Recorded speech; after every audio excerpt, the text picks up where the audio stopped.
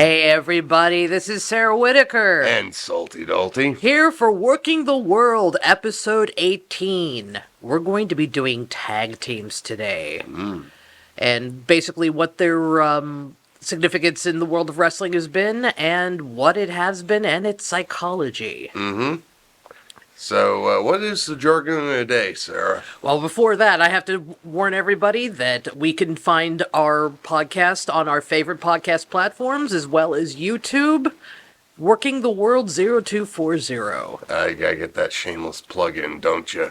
If we don't get the plug-in, nobody can get plugged in. Yeah, and otherwise we're gonna have a power outage like we had earlier this week. Oh, that storm was brutal, man. Well, and there's still people I hear around town that still don't have power. Yeah, I mean, keep them in your prayers and your thoughts and wishes. So, I mean, it's like, especially losing all that food in the fridge, and it's like... Well, the only saving grace to that could be possibly that it is cold outside and it might keep for longer. Maybe. Maybe, yeah. Alrighty, now we have the jargon of the day. Alright, so, what is the jargon of the day? We have two today. We have hot tag and blind tag. Okay. So, what is a hot tag? Well, I was going to say, let's actually start with a blind tag because that usually precedes a hot tag. Ah. Okay, so imagine in a tag match if you're watching Raw or SmackDown or Dynamite, Rampage, whatever you're watching on TV, and they have a tag match, and the heels are working heat on the one babyface in the ring, trying to cut the ring off, and that babyface is able to get away from them, and the heel on the other side that is not the legal man on the apron notices this, so he jumps in and grabs the referee just as the babyface is tagging his partner in, and then he diverts the attention to his partner. It's like, hey, our opponent's getting in the ring, he's not the legal man, even though there was tag made, the referee didn't see it, so it doesn't count. So it's kind of like that old Jesse Ventura adage of, it's not cheating if the referee doesn't see it. Well, it doesn't count unless the referee sees it. But that usually goes into a spot where you can have the hot tag. Imagine how fired up your tag team partner would be if you just had the crap beat out of you for about 5 to 7 minutes by two guys, and he's out there fresh and about ready to go out there and whoop some heavy-duty booty, as the American Dream would say. And he's fired up and he's ready to go. They're anticipating it. Finally makes that hot tag, and I liked it better back in the territory days where both heels were in there and both heels would bump and feed for him. But the hot tag is basically the equivalent to a comeback for a tag team. Sweet. For, a singles match. But anyway, I digress on that. Alrighty, so let's get into the skinny of things, because tag teams go all the way to the turn of the centuries, from what I understand. In the early 1900s in the San Francisco territory, before I even think Roy Shire was running it, because I don't think he goes that far back, but it originated in the early 1900s in the the original pioneer era of wrestling before even the NWA got started. It was a novelty out in San Francisco to draw money, and it actually drew pretty good money out there. So, because wrestling was a lot different as far as tag teams in those days. What they would end up doing would just be taking two singles guys and putting them in a tag team match for the night most times. So, because there was not really a long established list of tag teams until going into maybe the 50s and early 60s. Just because that's kind of everything was focused around singles wrestling at that point, but it started becoming more and more prominent closer to that era. So it was kind of like doubling up on two singles rather than having an actual team. Exactly, for the most part in most territories. But the first territory that was really a quote-unquote tag team territory, when it really started becoming more prominent, was actually Mid-Atlantic Championship Wrestling, Jim Crockett Promotions. That was kind of the first territory, per se, that was really focused, the meat and potatoes of the territory was tag teams. Wow, the entire promotion was dedicated to tag teams? The majority of it, yeah, that was kind of what it was until they started bringing single stars in like Ric Flair, Wahoo McDaniel, Johnny Valentine, but it was mostly a tag team territory before it became like the home territory for the NWA. So when did the shift happen between two singles wrestlers and workers actually working as a team? Well, I tell you what, I don't think that there is one specific instance that I could narrow it down to. I mean, there were tag teams like, it was mostly international tag teams, like two guys from overseas that they would bring over. Like the earliest known that I can dig up on my end, tag team that I could find that was really, really over in that territory era in like the 50s and 60s was, the Kangaroos from Australia. So their names escape me right at this time, but yeah, they were a babyface tag team from Australia, and they actually worked WWF in the 60s, and they were tag champions over there. But they were kind of like the first, like, because mostly it was a way for like two international guys. I can't use foreign, but two international guys to be able to come over from another country and make themselves like a little bit more special, as opposed to one, because maybe, and have them maybe have a manager, because maybe people couldn't understand their accent, maybe they didn't speak English that well.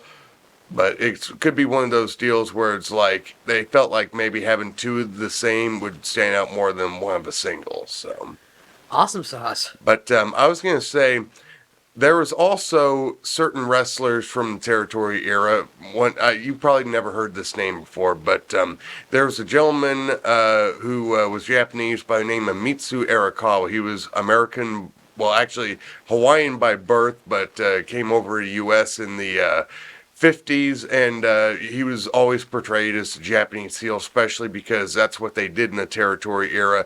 Especially after World War II, they would always bring in the international heels, like a Fritz von Erich from Germany, or a Baron von Raschke from Germany, but Mitsu was always like the Japanese heel, and they would always, whenever another Japanese wrestler would come through, especially because he was mostly based at AWA, and I think a little bit out in Frisco, but mostly AWA. They would always put anybody who's come through Japan, was going to work heel, with him and tag team them with him for a while. So he was kind of like that first like singles guy that was always working tags, but you could put him in with anybody and have them make it a tag team believable, because they looked like they fit together because of them being from the same country. So it looked like they fit. Cool. But now it didn't really start picking up as far as like tag teams, in my opinion, until the Andersons in Mid-Atlantic. The Andersons. So it was originally Lars and Gene Anderson. And Lars, I think, had to go to either another territory or had to quit the business, and that's when they put Ole in, and Ole was just starting out. He's was working for Vern as the Omaha champion, yes, Omaha champion in AWA, and for Joe Dusick and Vern. And then they brought him to Carolinas, and they made him Ole Anderson. Now, that name was actually a rib on him, in case you didn't know. Oh, really? Yes. There is a very poisonous plant by the name of oleander.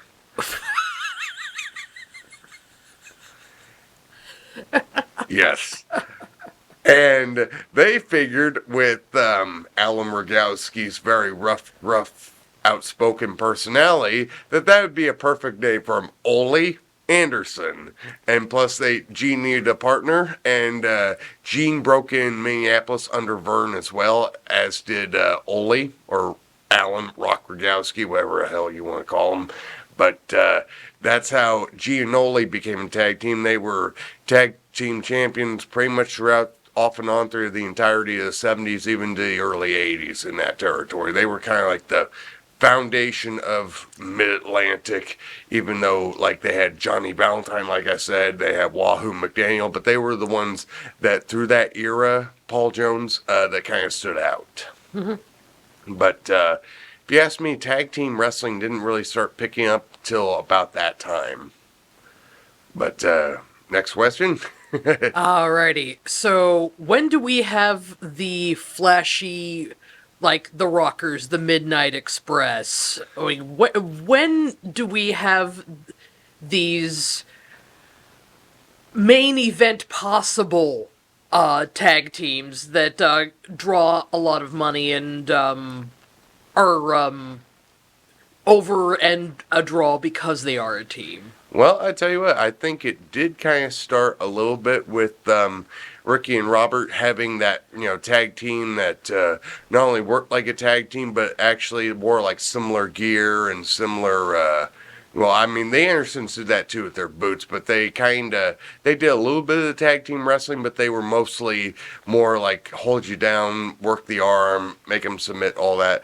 But as far as that style goes, Ricky and Robert were like the OGs as far as that goes, because they got their start in Memphis, working under the Jarretts, and they actually were tagging there for a while. Then they went to Mid-South for a little bit, and then they went back, I think, to... actually, after that, they went to... they went back to Memphis, and they got picked up by the Crockett's when they were running Mid-Atlantic in the mid-'80s, and they were actually working against, by this time it was Arn that came into the Andersons. So it was, Ole and Arn working with Robert and Ricky. But I tell you what, if you want to talk about a tag team that really worked like a tag team, those were the first ones. And you could also maybe give a little credit to the High Flyers as well, Greg Gagne and Jim Brunzell, because they looked like they, kind of belonged together, had that similar looking gear, but they also kind of worked it a little bit more that make it, one of my trainers would call it, make two singles matches out of it, because I didn't really see them do a lot of double teams, all that, like Ricky and Robert did, even though that they were kind of in the same vein, shall we say. Ricky and Robert were like the ones that were doing like the double drop kicks, double hip toss, drop an elbow, kip up, stuff like that. And then, of course, the Rockers, because they were actually supposed to be modeled after the Rock and Roll Express. That was supposed to be Vern's version of them when they actually got put together in AWA. In case some of you wrestling fans don't know, Shawn Michaels worked other places before WWE. He worked in the AWA. That was his second, major territory that he worked. So...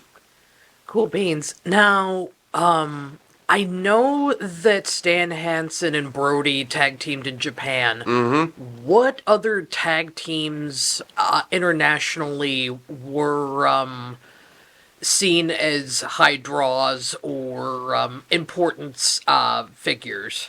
That's actually a good question, because Brody and Hansen actually tag teamed a little bit before Japan too. They actually tag teamed in Mid-South, but they didn't have their stuff together yet. They were still very green and still kind of learning the business. But yeah, I was going to say, as far as international goes, it's going to be a tough one from that era, because, for example, that was the era starting to where everybody was starting to get tied down to one territory, like WWF or NWA, Japan. And if you look at Hansen and Brody's matches, they kind of still work that old school style where it was make two singles matches out of it. Or, even though they would tag back and forth, they'd try to get the guy down, tag him, because they treated it, obviously, like a shoot over there. They weren't going to let nobody get over them. Baba was telling them to do that. But Japan was kind of the same way in that era as far as throwing tag teams together, like two single guys, because they would do everything in tournaments. But I would say one tag team that actually got put together during that Japan time that actually kind of stood the test of time and did kind of work a little bit like a tag team, even though they worked that two singles match style, was actually the Funk Brothers. Oh, nice. Yep, Terry and Dory Jr., they would kind of do a little bit of that too, and make sure it's watch each other's backs, make sure that, somebody doesn't chase around the ring with you, even though they would do that because, here's the thing. The Funks, even though they were baby faces, in a way, they kind of work like heels because the same trainer that told me that there were, the two singles matches, like tag teams have a tendency to go and do that. He personally doesn't believe it, but that's his opinion. It's like it depends on the situation. But anyway, something he said one time that kind of got in my head a little bit. Baby faces are dumb. Heels are smart.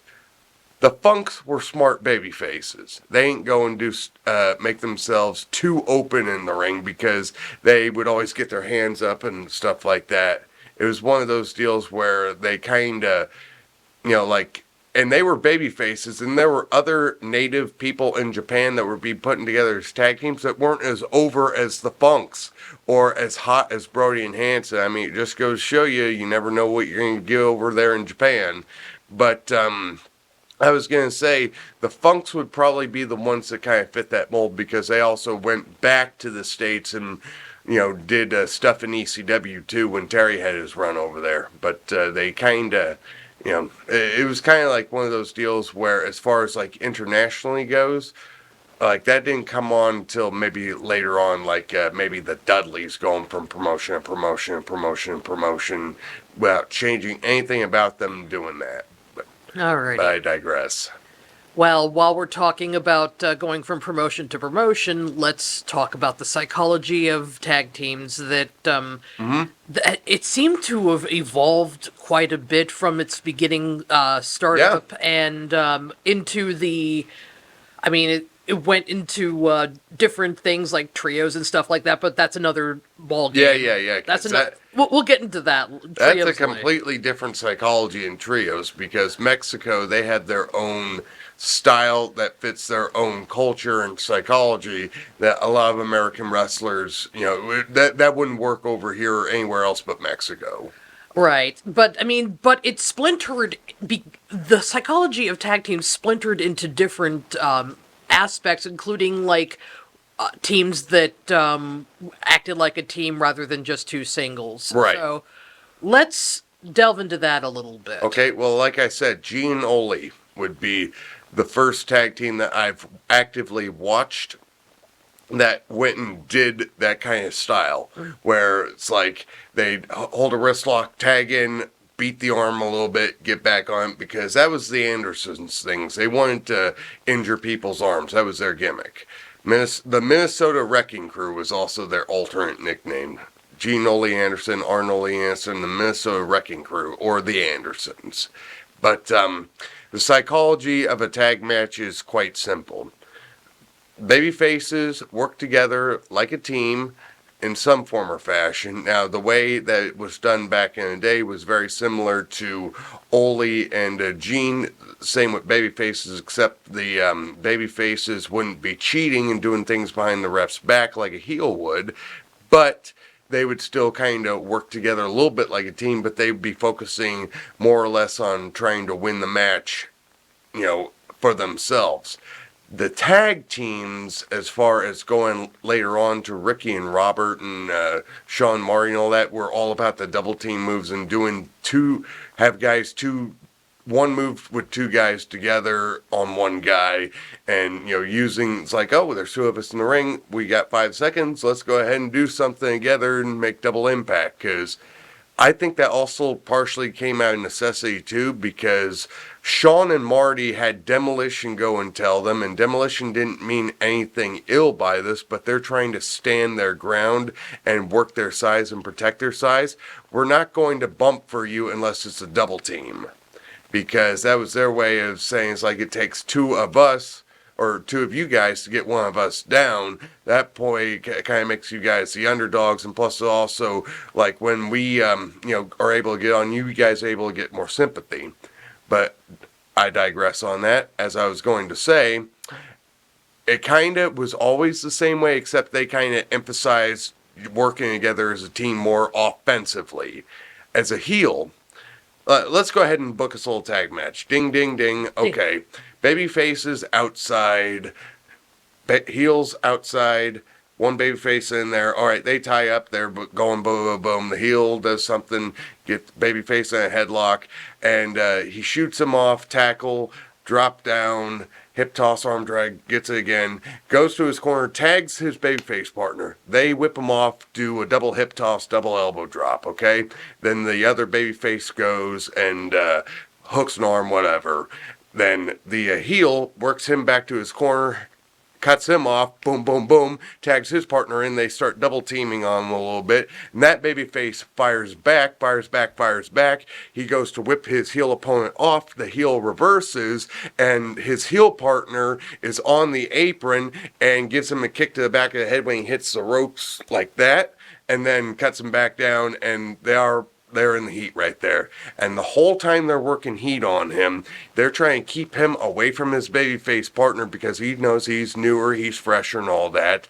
Like, okay, they can, do the double stomp spot, whatever, when they tag in, blah, blah, blah. Okay, grab a hold. All right, fire up. And then, maybe he starts firing back, and then he actually bumps him, but he grabs him by his legs like a drop toe hold as he's bumping, holds on to him, and he's reaching for that tag. That heel comes in, drops an elbow, whatever. Do a couple spots like that, and then that babyface starts firing back, and maybe they go to a spot where, like going to the blind tag spot, it's like he's crawling, and that heel partner on the outside knows that he's going to make that tag. Well, he jumps in the ring, distracts the ref, he makes tag, but boo. I described that earlier in the show. Then they do a spot where, for example, like going into the hot tag, a spot that I would like for, being able to bump feed both heels. Well, because we'll leave the finish out of this, but this is kind of like the base psychology.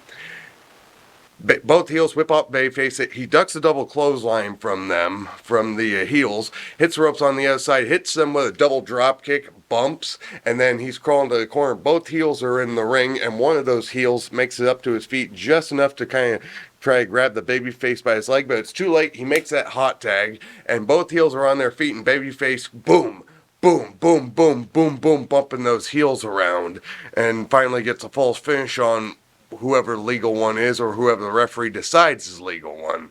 But I digress on that. But it's basically for the heels to cut the ring off so the babyface cannot make that tag to his partner, because that's the heat of it. They want the babyface to go and make that hot tag so his partner can make that comeback on his behalf. As far as babyfaces, it's trying to work as a team as far as being able to use both of them together to beat that heel team offensively. That's what I think the psychology of tag team wrestling should be, because some people get away from that. Some people have their own reasons. Like if you're putting two wrestlers together in their singles and doing a tag as a main event spot, because there's two heels that are being put together in the same way, have their feuds kind of combined. Okay, it makes sense not to work it exactly in that manner, like having babyfaces doing double teams and all that, but still have that same psychology of, hey, we're trying to accomplish a common goal. Alrighty.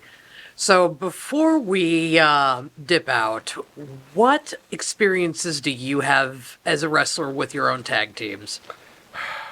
Truth be told, the only championship that I've ever won in pro wrestling, the 11 and a half years I've been doing this, has been a tag team championship.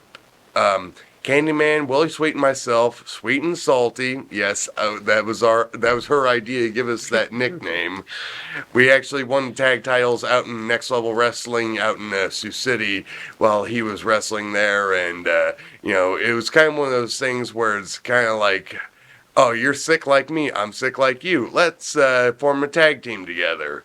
And because that came out of us actually having a feud, and me having a bloody hardcore Candyland match with him, and it was just, that match took over so well, and people sense like there's chemistry between these two more than just opponents. Let's go ahead and capitalize on it, and plus also, we have somebody dependable that can, be tag champions, because there were several people at the time that had emergencies and would have to dip out from show. It's like, I know that, we know that Dalton and Willie are going to be okay to be at every show. They don't have the same issues as everybody else. Let's put the belts on them. And that ran for, 9 months. 9 months. Yeah, something like that.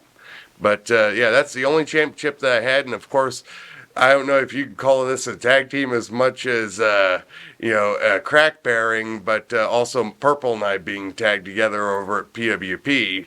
But then again, we started the same class. We personally disliked each other from the second we met each other, but we had that chemistry of we know how to work with each other. But we never got a tag title because of that dadgummit. But I digress, so. Alrighty. Well, it's time to go home. Here's my pencil. I just dip it in lead. Well, put it on the table so you drop it. There we go. Drop that thing. Drop that thing. Yep. It just looks like I'm just trying to make a point in front of an audience. I think there's. Hey, do you still have those pictures of when we did that over at Trainer and on your Facebook?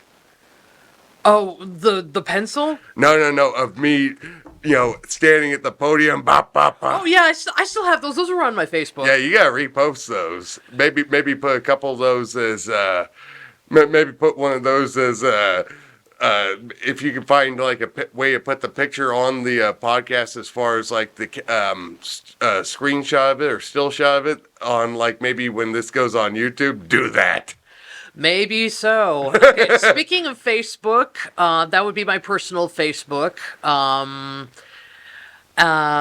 Where else you can find us is on your favorite podcast platform and on YouTube, Working the World 0240. Mm-hmm.